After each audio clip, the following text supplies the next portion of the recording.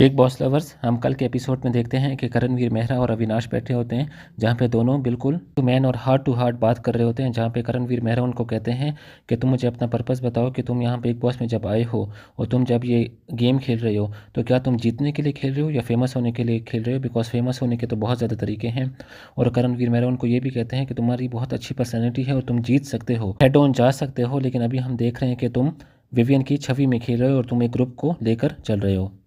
तो उस पर अविनाश का ये रिप्लाई होता है कि मैं अगर सेफ गेम खेलता या मैं विवियन की छवि में खेलता तो मैं विवियन को कभी भी नॉमिनेट ना करता और मैं नॉमिनेट चुम को और चाहत को कर सकता। ये बहुत ही सेफ ऑप्शन होती मेरे लिए, लेकिन मैंने ऐसा बिल्कुल भी नहीं किया। और मैं सबको ये बता रहा हूँ कि ये दोनों मतलब करणवीर मेहरा और विवियन हमें बेवकूफ़ बना रहे हैं, बिकॉज दो बेटे और एक माँ का कहानी चलती रहेगी और ये आखिर तक ही चलती रहेगी, जहाँ पे मैं फिर फोर्थ पोजीशन के लिए लड़ रहा जीतने के लिए नहीं लड़ रहा। फिर करणवीर मेहरा उनको ये कहते हैं कि ये समझ से मेरे थोड़ा सा बाहर है कि तुम फ़ौरन उसको नॉमिनेट कर देते हो फिर उसी के साथ बैठे होते हो, तो ये कुछ शैलो नहीं लग रहा तुम्हारा गेम।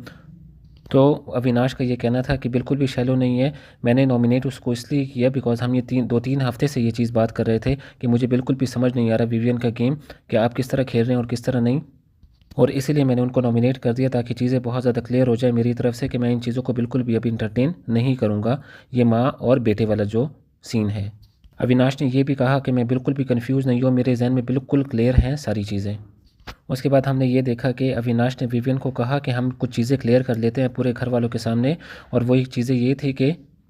इस वीक आपने नॉमिनेट किया चुम को और कन्फेशन रूम में आपने कहा कि सारा गलत थी और एविक्शन के लिए आपने किया कशिश को। तो ये चीज़ें बहुत ही ज़्यादा कन्फ्यूजिंग है, तो प्लीज़ थोड़ा सा इसको क्लियर कर दें। तो विवियन ने ये कहा कि मैं ये चीज़ समझता हूँ कि जब लड़ाई चल रही थी दिग्विजय की और अविनाश की, रजत दलाल की, सबकी, तो वहाँ पर सारा ने इंस्टिगेट किया सब, इसकी वजह से फिजिकल फाइट भी शुरू हो गई थी। और कशिश को नॉमिनेट करने का मेरा पर्सनल रीज़न है, इसकी मैं क्लैरिटी नहीं देना चाहता।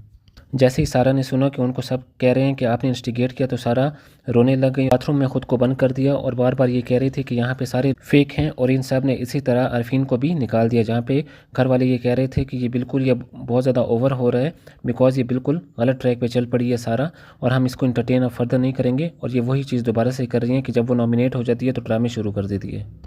फिर ईशा और अविनाश बैठे होते हैं, जहाँ पे ईशा उनसे कहती हैं कि आई होप कि तुम्हारी नॉमिनेशन के बाद तुम दोनों का ब्रदरहुड या भाईचारा जो है वो ख़राब नहीं होगा। तो अविनाश ने बहुत क्लियरली बता दिया कि मेरी तरफ से बिल्कुल भी नहीं होगा, और विवियन ने भी कन्फेस किया कि नहीं, इतनी बड़ी बात नहीं है कि जिसकी वजह से हमारा भाईचारा ख़राब होगा।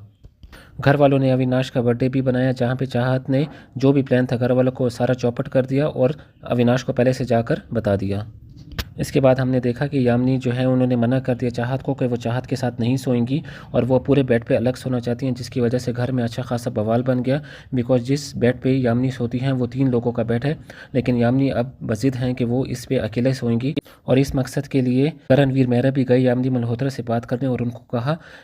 कि आप वाइल्ड कार्ड एंट्री आई हैं तो आप इस तरह किसी को डिक्टेट नहीं कर सकती कि आप इस बेड पे पूरा सोएंगी। तो यामिनी ने उनको कहा कि मेरे साथ कोई भी सो ले, लेकिन मैं चाहत को अपने साथ सोने नहीं दूंगी। लेकिन चाहत भी बजिद थी, वो कह रही थी कि मैं इसी बेड पे सोऊंगी क्योंकि ये मेरा भी बेड है, कोई इसके घर